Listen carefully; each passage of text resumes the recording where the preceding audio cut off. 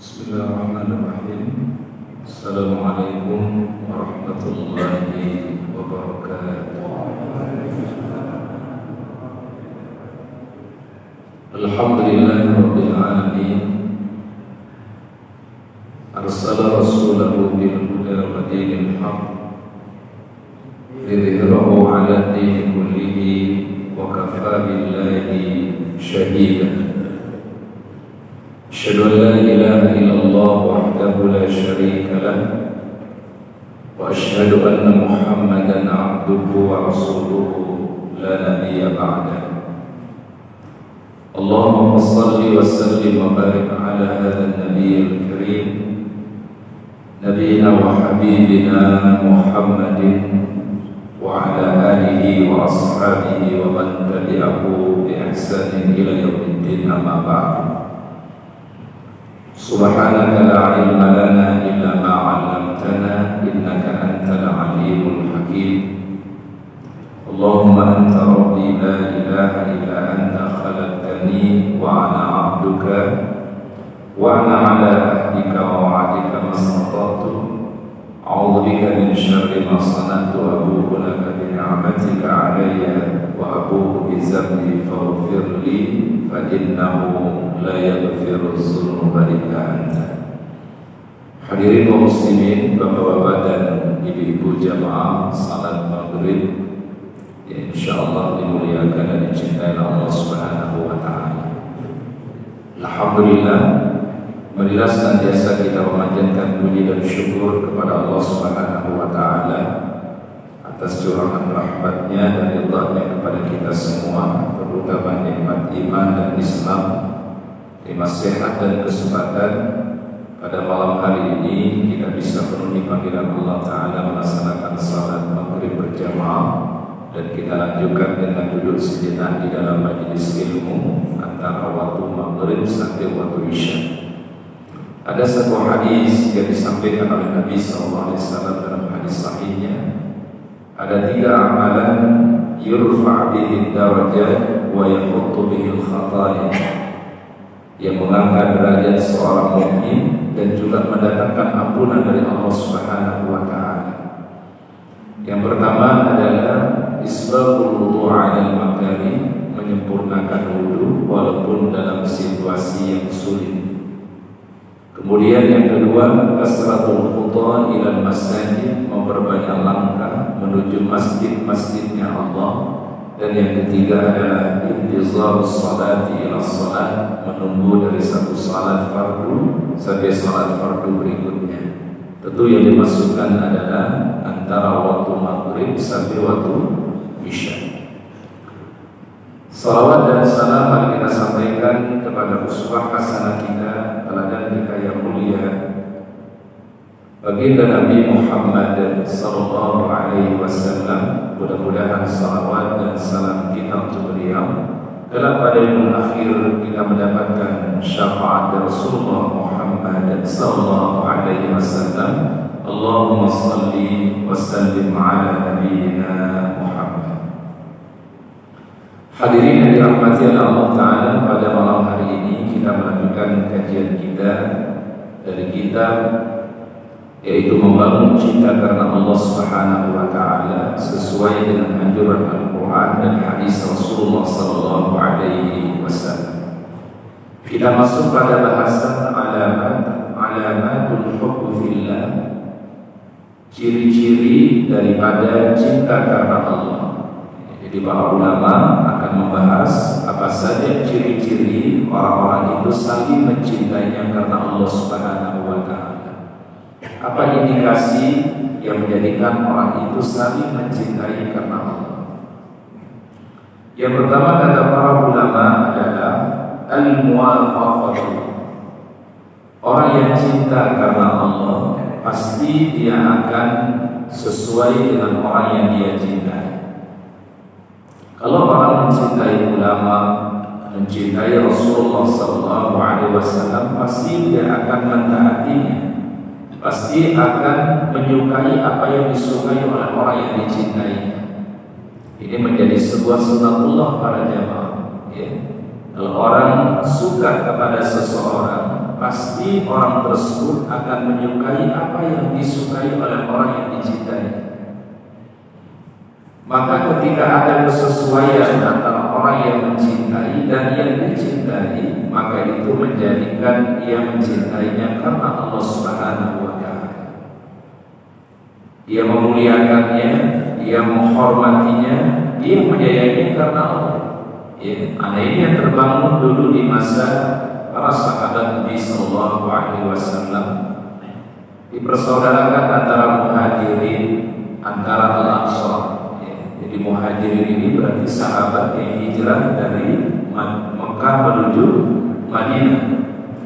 Al-muhajirin yang berhijrah, sedangkan al-ansar penduduk asli kota Madinah al-Munawwarah. Mereka dipersaudarakan oleh Rasulullah Sallallahu Alaihi Wasallam. Persaudaraannya adalah karena iman. Seperti misalnya dipersaudarakannya sahabat mulia Mus'ab bin Umair radhiyallahu anhu. Ini sahabat Mus'ab ini dari Mekah, dipersaudarakan dengan sahabat namanya Sa'ad bin Mu'az radhiyallahu anhu. Kalau kita baca di dalam sirahnya, sahabat Sa'ad ini dipersaudarakan dengan Mus'ab bin Umair. Ketika meninggal dunia, ketika wafat sahabat ini, arasy-Nya Allah Ta'ala bergetar, ya, karena wafatnya orang yang mulia bernama Sa'ad bin Mu'az radhiyallahu anhu.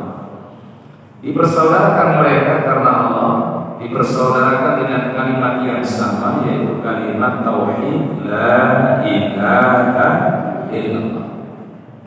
Jadi ini sebenarnya sudah cukup bagi kita semua para jamaah, dipersaudarakan kita karena kalimat yang sama, dipersaudarakan kita karena kita meladani Nabi yang sama, dipersaudarakan kita karena ajaran kitab Al-Quran yang sama, maka dia bagian daripada saudara kita.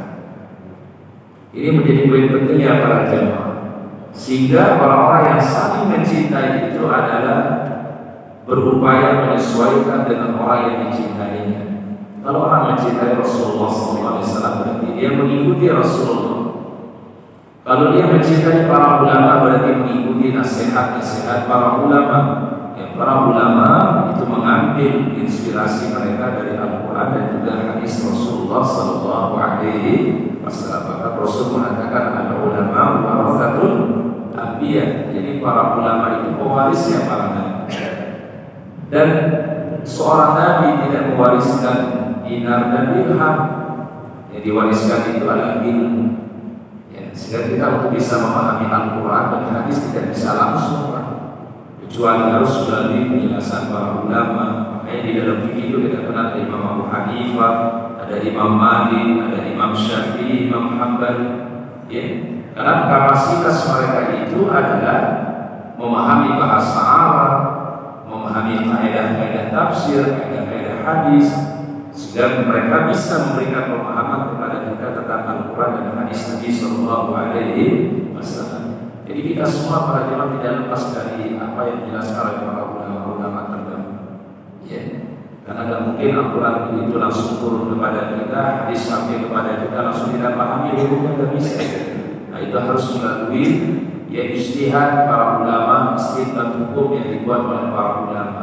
Ada Imam Abu Hanifah yang mazhabnya namanya apa? Hanafi. Ada mazhab Imam Maliki, Imam Malik.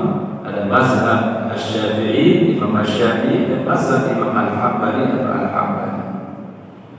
Nah, ini yang pertama adalah orang yang saling mencintai karena Allah itu selalu bersesuaian. Ya.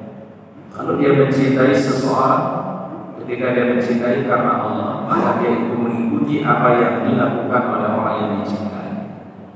Oleh karena kalau kita perhatikan para jemaah, kalau orang mengidolakan satu tokoh yang mulia, dia akan berupaya mengikutinya, mengikuti mungkin akhlaknya, mengikuti kepribadiannya. Ya, kalau dia cinta. Sebaliknya juga ada orang yang ketika mencintai orang yang buruk, misalnya akhlaknya tidak baik, dia pun juga akan terpengaruh dengan akhlaknya, terpengaruh dengan kepribadiannya. Ya. Kalau ibaratnya Rasul mengatakan ruhnya manusia itu seperti bala tentara yang disatukan, Pak. Kalau memang hatinya nyatu, itu ketemu Pak. Tapi kalau hatinya tidak nyatu, itu tidak akan pernah ketemu. Apa yang menyatukan orang beriman itu kalimat yang sama, ya, yaitu tauhid kepada Allah Subhanahu wa taala, yaitu kalimat la ilaha illallah. Nah, ini yang pertama, tanda daripada orang itu saling mencintai karena Allah. Kemudian yang kedua kata para ulama, alla yahsada akhahu. Kalau dia mencintai saudaranya karena Allah, dia tidak pernah hasad. Dia tidak pernah dengki terhadap kebaikan-kebaikan yang Allah Ta'ala berikan kepada saudaranya. Bahkan yang terjadi adalah dia memuliakan saudaranya, dia menghormatinya, menyebut kebaikan-kebaikannya, bukan menyebut kekurangannya. Apalagi kalau mencari kesalahannya. La yahsadu akhahu, dia tidak pernah hasad kepada saudaranya. Saudaranya di sini maksudnya saudaranya yang mukmin, Pak. Ya. Hasad yang dibolehkan itu hanya pada hal-hal yang baik. Sabda baginda Rasulullah SAW, la hasada illa bisnain. Tidak boleh orang hasad itu kecuali pada dua golongan, Pak. Kita boleh iri hati pada dua golongan ini, tapi pada hal yang lain tidak boleh, Pak. Apa yang pertama kata Rasulullah, rajulun ataahu Allahu Qur'anan faqara'ahu ana al-laili wa ana an-nahar. Ada orang yang diberikan kelebihan berupa Al-Quran. Suaranya bagus baca Quran, indah suaranya. Setiap malam dia baca Quran, setiap siang dia baca Quran. Boleh nggak kita iri hati kepada orang tersebut? Boleh nggak? Oh, ini hasad yang dibolehkan, hasad yang dianjurkan. Ini yang pertama. Yang kedua, hasad yang dibolehkan itu adalah rajulun ataahu Allahu malan fa anfaqahu ana al-laili wa ana an-nahar. Orang yang diberikan harta oleh Allah, lalu dengan hartanya dia berbuat untuk agama Allah, dia sedekahkan, dia infakkan di waktu malam, di waktu siang. Tidak boleh iri hati pada orang yang seperti ini. Ya, jadi orang yang beriman itu bersih hatinya. Tidak ada kedengkian kepada saudaranya, tidak ada permusuhan kepada orang beriman. Makanya sangat disayangkan sekali kalau ada orang bermusuhan hanya gara-gara masalah fikih. Hebatnya masalah apa, Pak? Fikih. Ya, yang satunya bunut, yang satu tidak bunut. Yang satu baca bismillahnya jahat, yang satu baca bismillahnya sir. Padahal kalau dia dalamnya di dalam fikih, dalam kajian para ulama berdasarkan hadis-hadis Rasulullah, itu semua masing-masing ada dalilnya, masing-masing ada pemahamannya, ada dasarnya. Tapi yang paling terpenting itu adalah bagaimana kita mensikapi perbedaan dengan lapangan. Jangan perbedaan itu menjadi sebab kedengkian. Jangan perbedaan itu menjadi sebab permusuhan. Ya. Yang tidak dibolehkan dalam Islam itu bukan berbeda ya Pak. Yang tidak dibolehkan namanya iftirak. Ini terkadang orang salah persepsi. Ya. Berbeda boleh nggak orang berbeda? Boleh nggak berbeda? Boleh. Orang sholat aja takbirnya bisa beda-beda caranya. Ya. Mungkin di antara kita di jamaah masjid ada yang takbirnya mungkin sejajar dengan telinganya. Jangan disalahkan. Ada yang takbirnya sejajar dengan bahunya, jangan disalahkan. Ada yang takbirnya sejajar dengan di depan dadanya, jangan disalahkan. Masing-masing ada dalilnya, masing-masing ada pemahaman yang dijelaskan oleh para ulama. Ada orang itu kalau salat dia bersedekah, tapi juga nanti Bapak Ibu kalau salat di Masjidil Haram ada orang yang salat dan pakai bersedekah, jangan disalahkan. Jumhur ulama itu bersedekah. Imam Syafi'i, Imam Hambali, Imam Hanafi bersedekah. Tapi kalau Imam Malik, riwayat dari Rasulullah, Rasul pernah sholat tapi tidak bersedekah. Allahu Akbar tanpa bersedekah. Itu yang diambil hadisnya oleh Imam Malik. Dan itu dipraktekkan oleh orang-orang yang mengikuti mazhab Maliki, orang Tunisia, orang Jazair, orang Maroko. Bapak Ibu kalau kalian sadar Maroko, mereka kalau sholat tidak pakai bersedekah. Allahu Akbar tanpa bersedekah. Nah, ini adalah sekali lagi kita harus berupaya menjaga hati kita. jangan sampai kita dengki kepada saudara kita hanya masalah yang sifatnya fikih ijtihadi. Kalau kita cari kesamaan lebih banyak kesamaan, betul ya Pak ya? Kalau kita cari kesamaan di antara kita, sangat banyak kesamaannya dibandingkan perbedaannya. Perbedaannya mungkin tidak begitu banyak, tapi kesamaannya jauh lebih banyak. Nah, ini supaya cara kita supaya jangan sampai timbul di dalam hati orang itu apa? Kedengkian. Oleh karenanya Allah Ta'ala memuji para sahabat terdahulu itu, mereka orang-orang yang Allah Ta'ala bersihkan jiwanya daripada kedengkian. Bahkan diajarkan satu doa di surat Al-Hasyr ayat yang ke-10. Rabbana ighfir lana wa li ikhwanina alladhina sabaquna bil iman wa la taj'al fi qulubina ghillan lil ladzina amanu rabbana innaka Raufur Rahim. Ini doa sering kita baca, doa ini sering kita dengar, dan kalau kita hayati doa ini menjadi nasihat untuk kita semua para jemaah. Ini doa ini pertama kali dikabarkan tentang generasi yang terbaik, para sahabat-sahabat Rasulullah SAW. Dan itu kemudian dijadikan contoh oleh ulama-ulama berikutnya dari zaman tabi'in, tabi'ut tabi'in sampai ulama-ulama berikutnya. Rabbana ighfir lana wa li ikhwanina allazina sabaquna bil iman. Ya Allah, ampunilah segala dosa-dosa kami dan juga dosa saudara-saudara kami. Siapa maksudnya saudara di sini? Bukankah yang disebut dengan saudara ini bukan hanya kerabat kita, tapi yang disebut dengan saudara kita seluruh kaum muslimin. Rabbana ighfir lana wa li ikhwanina alladzina sabaquna bil iman. Oleh karena di setiap selesai khutbah Jumat, begitu mau doa, selalu khatib memulai dengan doa yang terbaik. Allahumma ighfir lil muslimina wal muslimat wal mu'minina wal mu'minat al-ahya minhum wal amwat. Ya Allah, berikanlah ampunan seluruh kaum muslimin, laki-laki, perempuan, mukmin laki-laki, perempuan yang masih hidup. Berapa jumlahnya kaum muslimin, kaum mukmin masih hidup? Berapa jumlahnya?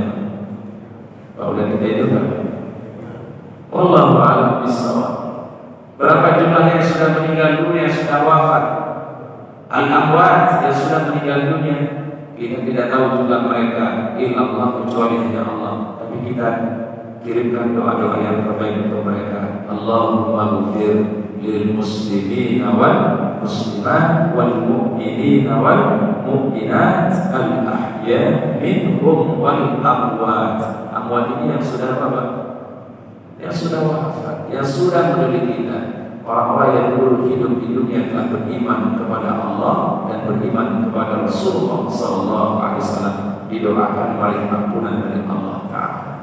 Bahkan Nabi Ibrahim mengajarkan contoh yang terbaik. Beliau berdoa, Rabbana ighfir li wa li walidayya wa lil mu'minina yauma yaqumul hisab. Ya Allah, berikanlah ampunan kepada kami, ampunan untuk kedua orang tua kami dan untuk orang-orang mukmin. Kata para ulama tafsir, yang beliau doakan itu bukan hanya orang-orang mukmin yang hidup di zaman beliau, tapi orang-orang yang datang juga setelah zaman beliau.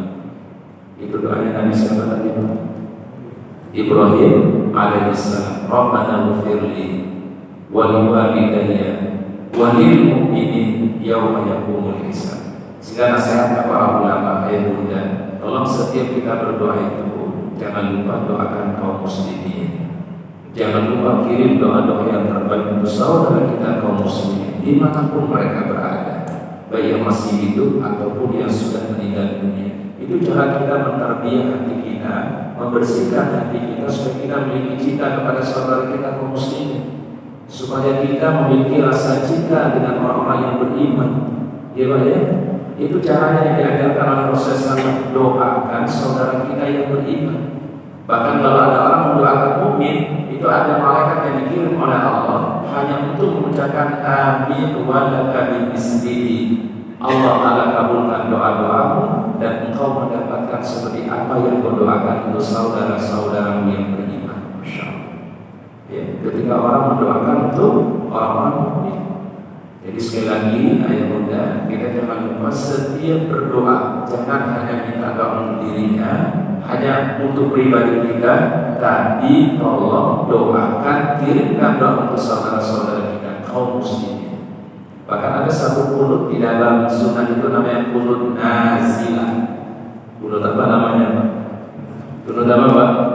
Nazilah. Kunut yang disunahkan oleh Nabi ketika terjadi bencana, musibah yang dialami oleh saudara kita kaum muslimin. Rasulullah SAW menganjurkan untuk melakukan kunut namanya nazilah, dan waktunya tidak hanya di waktu subuh, boleh dilakukan di 5 waktu, boleh dilakukan di salat Id, boleh dilakukan di hari Jumat, yang namanya kunut nazilah. Ya, kunut karena terjadi apa Pak? Bencana, musibah di satu wilayah, ya kayak waktu dulu terjadi tsunami di kita, itu MUI mengeluarkan satu edaran kepada seluruh kaum muslimin, kaum mukminin di Indonesia ini mendoakan saudara-saudara kita di Aceh, ya, untuk melakukan kunut namanya Pak, nazilah. Itu satu hal yang baik Pak, supaya kita punya kepedulian dengan orang-orang beriman. Kita punya kepedulian terhadap saudara kita. Ya, kita diikat dengan kalimat yang sama, dengan akidah yang sama, dengan Nabi yang sama dan Rasul yang sama, juga kita Nabi Muhammad Sallallahu Alaihi Wasallam. Juga kejadian waktu itu ada bencana di Palu, ya, tahun berapa itu Pak? 2000 berapa di Palu itu Pak kejadiannya? Masih ada ingat Pak kejadian gempa di Palu, ada di Lombok juga. Ya, di Lombok dulu, kemudian di Palu, ya. Itu juga yang ingin menghimbau kita semua untuk mendoakan saudara-saudara kita yang tertimpa musibah, ya, di Lombok atau di Palu atau di beberapa daerah yang saat itu terkena musibah. Kunutnya namanya nazilah, ya, namanya kunut apa Pak? Nazilah. Jadi ada satu musibah yang ada di saudara kita, dianjurkan kita untuk melakukan doa. Kan kunut itu isinya doa sebenarnya. Benar ya Pak? Ya. Bahkan tuh kalau saya sudah situ baca doa kunut panjang doanya, ya Pak ya. Bahkan doa-doa yang beliau baca itu bukan hanya dari Al-Quran saja, bukan hanya dari hadis saja. Beliau kutip dari ucapan para ulama, doa para ulama, bahkan dari redaksi beliau sendiri Pak, beliau susun sendiri, beliau sudah ya. Tapi di dalam kunut itu menurut para ulama mazhab ada yang mengatakan doanya hanya dibatasi dengan Allahumma hdini fi man hadait. Riwayat yang lain mengatakan tidak ada doa yang khusus di dalam kunut, maka boleh berdoa apa saja ketika orang kunut. Diambil dari Al-Quran boleh, diambil dari hadis boleh, atau doa-doa yang disusun oleh para ulama dibaca di dalam kunut pun juga boleh. Ya. Jadi indahnya Islam itu para jamaah kita dalami ilmunya. Jadi kita patuh begini kan sekarang ada dalilnya, ada pemahamannya dan seterusnya. Baik, tadi doanya adalah di surat Al-Hasyr ayat yang ke-10, Rabbana ighfir lana wa li ikhwanina alladziina sabaquna bil iman wa la taj'al fi qulubina, dan jangan kau jadikan di dalam hati kami ghillan lil ladzina amanu, kebencian kepada orang-orang beriman. Dan ingat, musuh-musuh Islam itu salah satu cara melemahkan Islam ini adalah melalui dilemahkannya ukhuwah. Orang Yahudi itu paling tidak senang melihat umat Islam ini bersatu. Orang Yahudi tidak senang melihat umat Islam ini terbangun ukhuwah Islamiyah. Ya. Maka Pak, macam-macam caranya untuk Pak? Untuk membuat dan melemahkan ukhuwah Islamiyah. Kalau kita coba lihat di media sosial saja misalnya Pak, usah sarankan untuk kita semua para jamaah, kalau menonton video itu jangan yang cuma ngambil potongan ceramah Ustaz A, ceramah Ustaz B. Ya, terkadang yang di-share di grup WA, di grup satu komunitas. Terkadang ceramah Ustaz A diambil sisi yang mana, nanti ditemukan dengan ceramah Ustaz B sisi yang mana. Dan dicarinya titik apanya Pak? Perbedaannya. Jadi tolong dihindari. Jadi yang seringkali membuat hati kita jadi gak bersih. Jadi hati kita jadinya kotor. Ya, karena kenapa? Begitu kita sudah benci sama saudara kita yang beriman, berarti ada masalah dalam hati kita. Ya, dan itu ingat para jemaah, tidak mungkin terjadi begitu saja. Itu by design semua itu Pak. Memang tujuannya untuk membenturkan umat Islam satu dengan lainnya Pak. Kalau dia baca itu sebenarnya video Ustaz A secara lengkap, itu bukan begitu maksudnya. Kalau dia baca video Ustaz A ini lengkap, itu bukan begitu maksudnya. Tetapi memang sengaja dibenturkan satu ceramah dengan ceramah yang lain. Ya. Oleh karenanya kalau kita mau dengar pengajian, tausiah, jangan ambil cuma potongannya doang. Karena dipotong cuma berapa menit Pak? 1 menit, 2 menit. Betul nggak Pak? Sedangkan ceramah itu isinya berapa? 1 jam. Kalau dia baca secara utuh, itu dia akan dapatkan ilmunya. Tapi kalau dia ambil cuma potongan video-video saja, lalu dicari yang kontroversial, nah itu dah yang kemudian menimbulkan hati jadi tidak bersih. Ya, pasti ada yang pro, pasti ada yang apa Pak? Dan itu memang kalau orang yang ahli main di media sosial itu ala baik semua. Memang ada orang-orang yang kerjaannya cuma gitu. Nanti dia dapat rating sekian ribu followernya. Dia dapat keuntungan itu Pak. Dapat keuntungan duniawi, tetapi dia mendorotkan umat Islam. Apa bentuk mendorotkan umat Islam? Umat Islam berbenturan satu dengan yang lainnya. Dia mah asik-asik saja. Ya. Dan ini sekali lagi Ustaz sampaikan supaya kita paham. Ya. Ada orang-orang itu memang kerjaannya cuma gitu Pak. Ya. Begitu dah buat orang Pak ribut, pergi dia. Ya. Jadian orang itu ramai, jadian orang itu ribut. Ya, ini banyak dipakai di media sosial, kalau orang di YouTube, di ini. Memang itu caranya Pak, pola-polanya seperti itu. Semakin banyak orang yang mengomentari, itu artinya semakin apa Pak? Semakin tinggi, semakin naik, keuntungan buat dia. Ya. Jadi yang dirugikan sekali lagi adalah umat Islam. Ini orang-orang yang disebut kalau di dalam hadis Nabi itu Pak, namanya nama yang suka membuat benturan antara umat Islam satu dengan yang lainnya. Salah satu yang sebab mendatangkannya azab kubur. Ini ada cerita di zaman Nabi Sallallahu Alaihi Wasallam ketika beliau melewati kuburan. Beliau waktu itu melewati 2 penghuni kuburan. Apa kata beliau? Wa ma'azzaban fika. Ini 2 penghuni kuburan ini dia tidak disiksa karena urusan yang besar, tapi karena urusan yang apa? Hal yang kecil. Apa sebabnya? Yang pertama kata beliau, pertama dari yastazi minal maut, habis buang air kecil tidak istinja. Jadi habis buang air kecil, ya udah langsung tutup celananya pergi. Ya nggak bersih, nggak cebok, nggak istinja. Itu salah satu yang bisa mendatangkan adab kubur. Yang kedua kata Rasulullah, yang syibin namimah, yang memang kerjaannya setiap hari itu membenturkan umat Islam, membenturkan umat Islam, saudaranya satu dengan yang lainnya. Satu ormas dengan ormas yang lain, satu tokoh dengan tokoh lainnya. Memang itu kerjaan. Dan ini orang-orang seperti ini Pak, mereka terorganisir. Siapa di belakang mereka? Sebuah agen namanya agen Mossad. Ya, Mossad itu bentukannya Yahudi. Dia memang selalu membenturkan umat Islam satu dengan yang lainnya untuk melemahkan ukhuwah al-Islamiyah. Karena ada satu ungkapan dari tokoh Yahudi mengatakan dalam satu protokol mereka, kita ini susah untuk melemahkan umat Islam, susah sekali untuk menguasai umat Islam. Ya, selama pertama Al-Quran ada di dalam dada-dada mereka. Maka orang Palestina itu Pak, dengan segala keterbatasan mereka, dengan segala tekanan yang dihadapi oleh mereka dari Israel, kalau mungkin karena bukan Quran di dalam dada mereka, mungkin mereka sudah tidak bertahan. Yang membuat mereka bertahan itu karena di dalam dada mereka apa? Al-Quran. Yang kedua, dalam protokol Yahudi itu dikatakan, kalau ingin melemahkan umat Islam, susah melemahkannya dari luar, tapi cara melemahkannya adalah dengan melemahkan ukhuwah al-Islamiyahnya. Makanya ukhuwah itu selalu digantikan dengan iman. Ya, innamal mu'minuna ikhwatun. Coba diperhatikan ayatnya apa? Menggunakan kata innama. Tidak semua ayat di Al-Quran menggunakan kata innama. Innama itu membatasi, mengkhususkan innamal mu'minuna ikhwatun.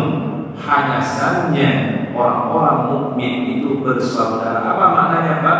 Orang kalau mau dikatakan beriman kepada Allah terbangun ukhuwah, dan ukhuwah akan diterima oleh Allah, akan diridhoi oleh Allah kalau didasari ukhuwah itu karena keimanan dia kepada Allah Subhanahu wa taala. Maka kita menyebutnya apa? Innamal mu'minuna ikhwatun. Sesungguhnya orang-orang mukmin itu adalah bersaudara. Ini yang disebut oleh beberapa tokoh pengamat pertahanan, Pak. Ya, jadi kalau kita perhatikan beberapa pengamat pertahanan di dunia, Pak, ada namanya satu strategi untuk menghancurkan sebuah bangsa, sebuah negeri itu melalui perpecahan. Pernah kita dengar namanya proxy war, ya. Dibuat benturan satu dengan yang lainnya. Karena mungkin ke depan orang mungkin ya tidak berperang secara fisik, tetapi berperang secara apa? Akal pikiran. Ini disebut dengan ghazwul fikri. Nah, sekarang kita hadapi dengan ghazwul fikri ini, Pak. Di mana ghazwul fikri itu? Ya di grup WA, di grup Facebook, di grup apa lagi, Pak?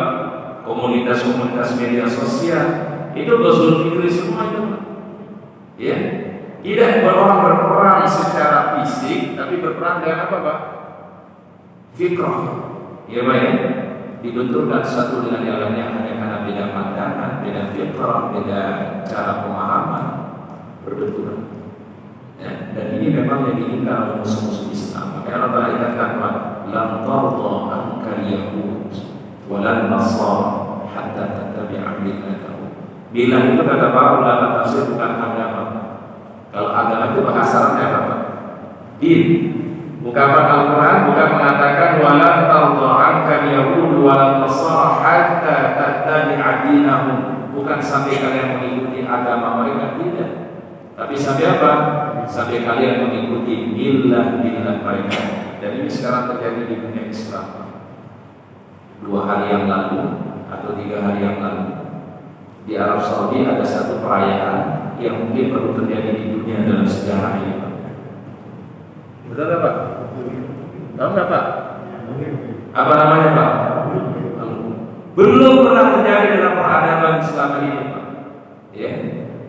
Bayangkan sebuah negara kerajaan yang tadinya mengusung Islam, bangga dengan Islam, sekarang mereka sudah meninggalkan Islam. Itu kan kalau kita perhatikan, Pak, itu wajah-wajah hantu, wajah-wajah seram, gitu ya. Coba bayangkan bagaimana fitnah yang terjadi di bangsa Arab saat ini. Mungkin kami pernah cerita di sini, Bapak Ibu, kalau Bapak Ibu ke satu negara namanya Dubai, ya, negara namanya Dubai. Dubai itu apa? Beberapa negara namanya Imarat Al-Muttahidah Al-Arabiyah, ya. Jadi United Emirat Arab, ya, Persatuan Negara Emirat Arab. Ada 6 negara kalau tidak salah. Ada Dubai, Abu Dhabi, Syariah, Ummul Qayyim, Syariah, cuma ada 6. Jadi kalau di kita ini kayak Jabodetabek, Pak. Ya, Jabodetabek berarti Jakarta, apa? Bogor, Tangerang, Bekasi, Depok. Ini kalau di Timur Tengah, Pak, sudah jadi 5 negara. Dari Abu Dhabi ke Dubai cuma setengah jam, udah beda negara, Pak. Jadi dari Abu Dhabi kalau kita jalan darat nih ke Dubai setengah jam udah beda negara. Ya. Kita dari Bekasi ke Bogor atau Bekasi ke Tangerang itu adalah lebih setengah jam kan, Pak, ya? Ini kalau di negara Teluk ini, Pak, udah jadi sekian negara. Di sana sekarang, Pak, kalau orang mulai berkomunikasi pakai bahasa Arab, tidak dijawab bahasa Arab. Kami pernah dulu berada di salah satu negara di Emirat Arab ini. Ketika kita landing di bandara, kita cuma mau nanya arah kemana nih di bandara ini. Kita ngomong pakai bahasa Arab, dijawab dengan bahasa Inggris, Pak.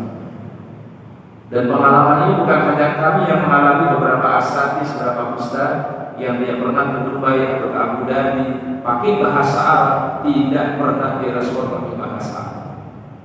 Kita orang Indonesia, masya Allah, senang banget belajar bahasa Arab, kita lebih dengan harapan bisa memahami Al-Quran.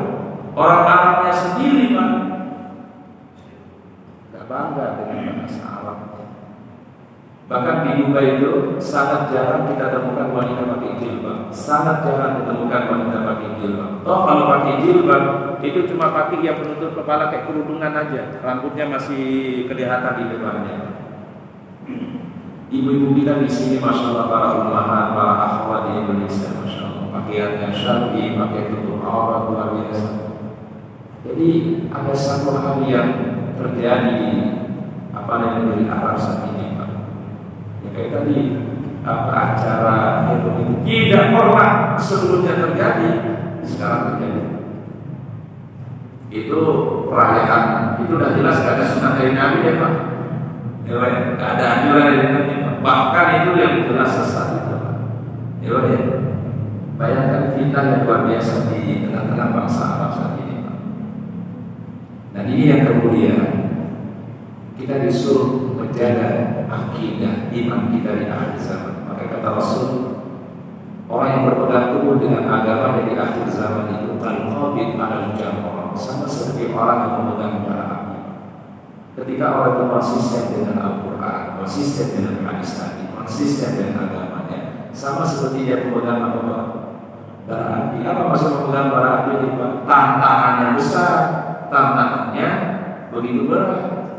Dan kondisi umat saat itu kata Nabi, kalau digambarkan dalam hadis itu sama seperti buih yang ada di lautan. Banyak jumlahnya, tetapi seperti buih yang ada di lautan. Ya, kabutha isail kata Nabi Sallallahu Alaihi Wasallam. Maka sekali lagi para jamaah, cara kita yang diajarkan oleh Al-Quran, kuatkan persatuan kita, nilai-nilai ukhuwah itu kita kedepankan. Ya. Karena tadi dalam protokol yang saja mereka sudah kasih tahu kepada kita, satu kelemahan yang bisa melemahkan manusia itu adalah lemahkan dari sisi ukhuwah al-islamiyah. Itu mereka kaji. Yang begitu kan dikenal dengan apa? Cerdas, dikenal dengan IQ-nya luar biasa. Dan mereka kalau mengkaji itu benar-benar dikaji Pak. Kaji strateginya seperti apa, ya. Dan ini yang kita sedang hadapi sekarang namanya ghazwul fikri. Bukan perang secara fisik, tapi perang ini, perang gagasan, perang media dan seterusnya. Maka siapa yang menguasai media, maka dia menguasai satu peradaban. Ya, siapa yang menguasai media, maka dia menguasai peradaban itu.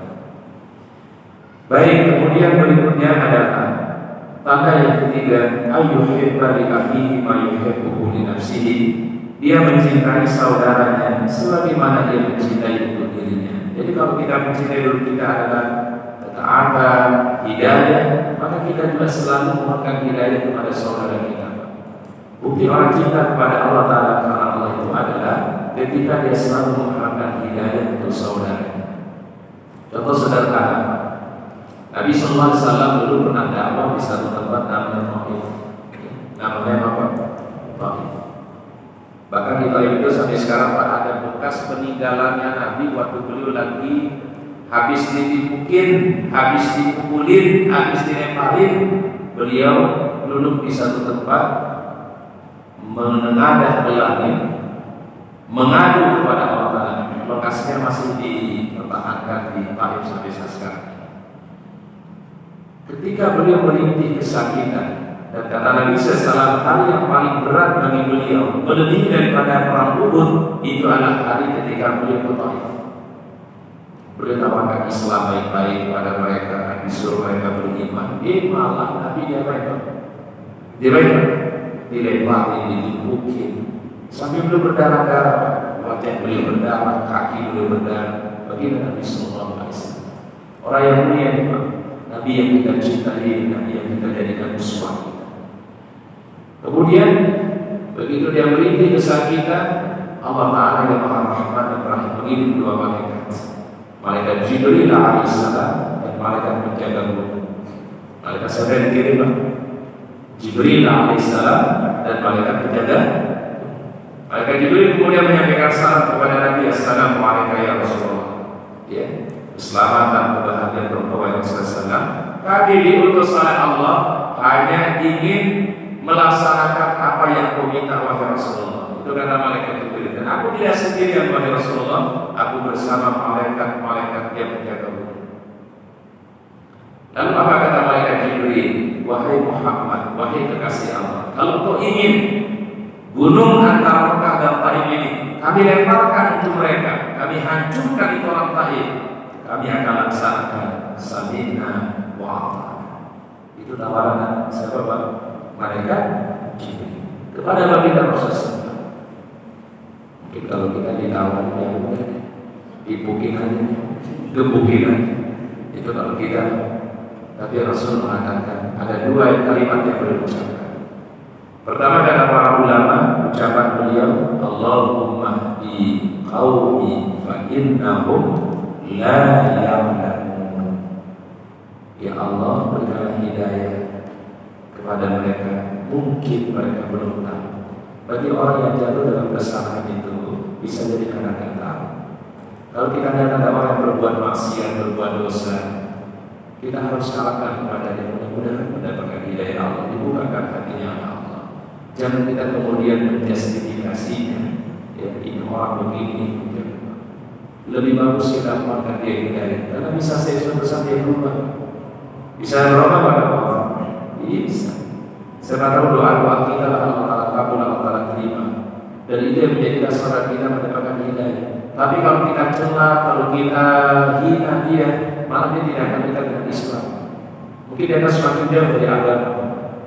Yang kedua doa beliau, ya Allah, kalau sekiranya mereka belum mau beriman kepadamu, mudah-mudahan anak keturunan mereka nanti yang beriman kepadamu ya Allah. Bagi kalau orang tua mereka belum mau beriman, siapa yang diharapkan oleh Nabi? Mudah-mudahan anak turun mereka yang nanti beriman kepadamu. Berarti Rasulullah membangun optimisme dalam dakwah, optimisme di dalam menegakkan kebaikan. Kalau mungkin orang-orang yang zaman sekarang ini mungkin belum baik, mudah-mudahan mungkin zaman berikutnya akan menjadi lebih baik. Kalau generasi sekarang ini mungkin belum baik, mudah-mudahan generasi berikutnya lebih baik. Itu namanya optimisme yang dibangun oleh Rasulullah Sallallahu Alaihi Wasallam. Di antara alamat al-hubbu fillah, kecintaan kata Allah Subhanahu Wa Taala, disebutkan dalam hadis sahih riwayat Imam Al-Bukhari dan Imam Muslim, la yu'minu ahadukum hatta yuhibba li akhihi ma yuhibbu li nafsihi. Tidak beriman salah seorang di antara kalian dengan yang sempurna sehingga ia mencintai saudaranya. Mencintai saudaranya misalnya mengharapkan kebaikan untuk saudaranya. Ma yuhibbu li nafsihi, apa yang dia sukai untuk dirinya. Artinya apa? Kalau kita ingin supaya aib kita, kekurangan kita ditutupi, maka demikian juga saudara kita juga ingin kalau aibnya ditutupi. Betul ya Pak? Karena keinginan kita dengan orang itu sama. Kalau kita ingin dihormati, dimuliakan, maka kita pun harus belajar menghormati dan memuliakan saudara kita. Jadi disebut dalam hadis Nabi SAW, ya, bermuamalah dengan manusia sebagaimana engkau ingin dibermuamalahkan. Kalau engkau ingin dimuliakan, dihormati, belajarlah kita untuk menghormati orang lain. Kalau kita ingin ditutupi aib kita oleh Allah Ta'ala, maka belajar untuk menutupi aib saudara kita. Bagaimana kita ingin untuk diri kita, demikian juga yang diinginkan oleh saudara kita.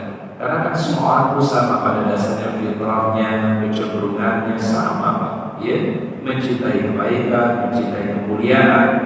Kalau dalam perjalanan manusia, mohon maaf, mungkin ada masa-masa dia mungkin jauh dari Allah.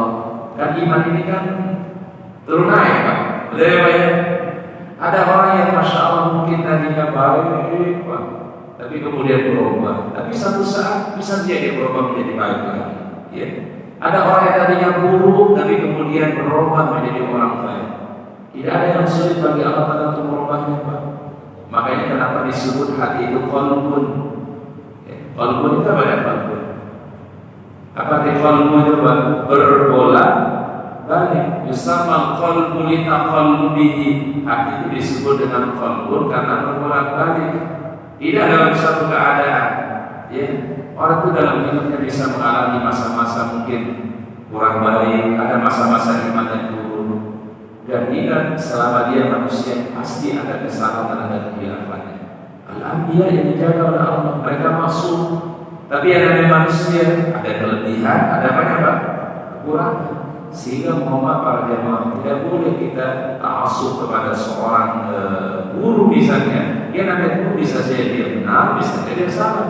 Dalam berijtihad bisa benar, bisa salah. Ya, dia tak salah itu siapa? Ya, Al-Anbiya maksud dijaga oleh Allah Subhanahu. Tapi ada manusia ada kesalahannya, ada kehilafannya. Dan kemudian dia minta maaf, mohon ampun kepada Allah Taala. Ya, Rabbana la tu'akhizna in nasina aw akhtana.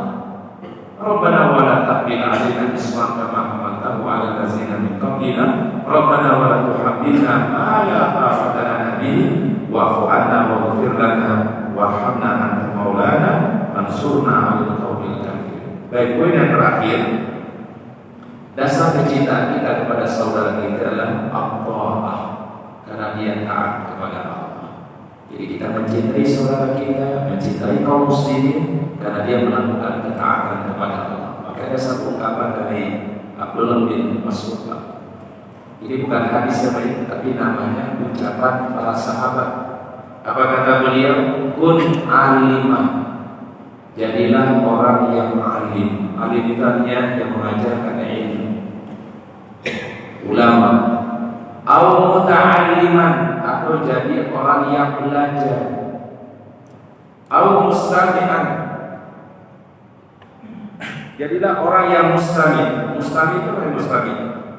Mendengarkan ilmu. Au muhibban, atau jadilah orang yang mencintai ilmu. Tadi 4 ya, yang diminta oleh Abdullah bin Mas'ud. Jadilah orang alim, muta'allim, mustami', muhibban, wala takun khamisan, jangan jadi yang kelima. Yang kelima mana? Alim kagak, muta'allim juga kagak, mustami' juga enggak mau, muhibban, mencintai ilmu juga enggak mau. Dia jadi orang yang kelima, jangan. Minimal kita berada tadi mustami'an atau muhibban. Itu minimalnya apa? Mendengarkan kebaikan, mendengarkan nasihat para ulama, mendengarkan hadis, mendengarkan ayat Quran, ya, atau mencintai ilmu, mencintai orang-orang yang ahli Quran, mencintai para ulama, muhibban namanya. Wala takun khamisan, tapi jangan jadi yang mana Pak? Yang kelima. Alim juga, muta'alim juga, mustaqim juga enggak, mencintai ilmu dan ulama juga enggak. Itu maka orang yang mengikuti kata Abdullah bin Mas'ud radhiyallahu anhu. Baik, wallahu a'lam bishawab. Ini yang bisa kita kaji pada malam hari ini. Ada pertanyaan? Ada yang bertanya? Allah. Baik. Mohon bertanya dulu. Ayo. Baik.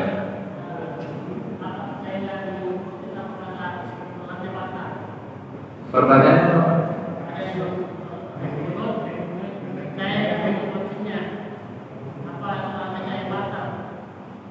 kalau imam yang kunut, baik, atau bagaimana?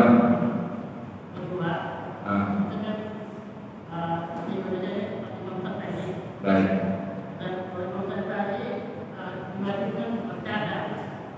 Dia apa? Pakai cadar. Baik. Baik, wallahu a'lam bishawab. Pertanyaan dalam mengenai pertama mengenai kunut. Ini kalau kita bahas kunut ini kajiannya bisa tambah 1 jam, Pak. Ya, kalau usah sebutin dalilnya masing-masing ya. Ini kajian kita bisa tambah nanti sampai jam 8. Ya. Tapi Ustaz akan gambarkan secara garis besar dulu Pak, bagaimana pandangan ulama tentang kunut, supaya kita jangan menyalahkan saudara kita mungkin yang berbeda pendapat dengan kita. Imam Malik mengatakan kunut hukumnya mustahab, sangat dicintai oleh Allah. Yang kedua, Imam Asy-Syafi'i mengatakan hukumnya sunnah. Jadi kunut waktu subuh itu adalah hukumnya mustahab, menurut Imam Syafi'i adalah sunnah. Dan ini ada di hadis Imam Bukhari muttafaq alaih, di mana Rasulullah SAW pernah kunut selama 1 bulan di waktu sholat subuh. Di riwayat yang dikatakan Nabi Sallallahu Alaihi Wasallam kunut di waktu subuh, ya, dan itu beliau lakukan, ya, ketika sholatul fajr. Yang kedua, mazhab yang kedua, kunut itu hukumnya adalah tidak dianjurkan di waktu subuh, tapi dianjurkan waktu witir. Ini pendapatnya Imam Abu Hanifah. Karena beliau memahami bahwasanya Nabi SAW pernah kunut di waktu subuh, kemudian beliau meninggalkan kunut itu. Tapi kalau kita dalami nanti penjelasan para ulama, ternyata beliau SAW bukan meninggalkan kunutnya, tapi beliau meninggalkan melaknat ketika kunut. Ya, melaknat karena Rasul pernah berdoa kepada satu kaum dan beliau melaknat ketika dia berdoa. Itu yang ditinggalkan oleh baginda Rasulullah SAW. Maka kunutnya tetap dilakukan oleh Rasulullah SAW. Ini jawaban bagi Imam Abu Hanifah yang disebutkan oleh para ulama. Yang kedua, yang ketiga, ada yang menganjurkan kunut setiap waktu di waktu lima waktu salat. Kunut nazilah itu mazhabnya sebagian dari mazhab Imam Syafi'i. Boleh di waktu subuh, zuhur, asar, maghrib, isya, namanya nazilah. Apa nazilah tadi Pak? Nazilah artinya musibah, bencana. Yang keempat, kunut dianjurkan di waktu Ramadan. Ada yang mengatakan di 15 malam pertama Ramadan, ada yang mengatakan 15 terakhir di bulan Ramadan. Terkait mengenai kunut para jemaah, kalau kita ini berimam, imamnya kunut, maka kata para ulama adalah ikut kunut bersama imam. Ya, karena kenapa? Kita ini jadi makmum dan kita ini mengikuti imam. Kalau imamnya itu kunut, kita leluhur untuk melakukan kunut. Dan ini difatwakan oleh para ulama kontemporer, Syekh Utsaimin, ulama dari Saudi. Itu mengatakan kalau imam itu kunut, walaupun Anda tidak kunut, kunut bersama imam. Ustaz mau tanya Bapak Ibu, kunut itu bacanya apa? Doa atau apa? Doa. Kenapa kita tidak mau kunut ketika ada imam yang kunut? Ya. Jadi justru perintahnya, fatwanya para ulama, kalau imam kunut, kita di belakang adalah lebih bagus kunut. Di mana kita posisikan hadis tadi, innama ju'ila imamu liyutamma bihi. Imam itu dijadikan untuk diapa? Diikuti. Sekarang Ustaz mau bertanya Pak, kalau ada makmum yang tidak ikut kunut bersama imam, apa yang dia baca? Apa yang dia lakukan? Coba apa yang dia lakukan Pak? Bengong. Ngapain dia lakukan Pak? Berarti dia sudah melakukan sesuatu yang Allah yang sia-sia dalam salat. Makanya fatwanya Syekh Utsaimin rahimahullah mengatakan kalau imam itu kunut, walaupun Anda tidak kunut, ikuti kunutnya imam. Dan juga yang biasa kunut, tapi ketemu imam yang tidak kunut, juga legowo tidak ikut kunut. Kalau memang imamnya itu tidak kunut, tapi masalah kunut dan tidak kunut sebenarnya masalah apa? Khilafiyah. Dan tidak ada ulama yang mengatakan kalau orang itu tidak kunut batal salatnya, atau orang misalnya dia kunut batal salatnya. Tidak ada. Semua salatnya sah dan sah. Dia mau kunut silakan, dan tidak kunut juga silakan. Baik, kemudian mengenai masalah cadar, kesepakatan para ulama jumhur ulama, cadar itu adalah hukumnya sunnah bukan wajib. Ya. Karena yang wajib ditutup itu adalah seluruh anggota badan kecuali wajah dan apa? Kedua tangan. Kalau dia mau pakai cadar silakan. Itu ada pendapatnya dari Imam Syafi'i, mazhab Syafi'iyah menganjurkan pakai cadar, tapi bukan menjadi wajib. Ya. Itu namanya sunnah. Kalau sesuatu yang melebihi daripada yang wajib, maka kategorinya apa Pak? Sunnah. Jadi sekali lagi masalah cadar ini bukan masalah yang wajib, tapi hukumnya adalah sunnah, dan itu menjadi pendapat dari mazhab Imam Syafi'i. Tidak berarti kemudian orang cadar itu dan cadar kemudian dia salah, tidak. Ya. Baik, wallahu a'lam bishawab. Mungkin itu yang bisa kita kaji pada malam hari ini. Semoga Allah Taala berikan kita ilmu yang bermanfaat, semoga Allah Taala berikan kita kebaikan, diberikan kita istiqamah oleh Allah Subhanahu wa taala. taala.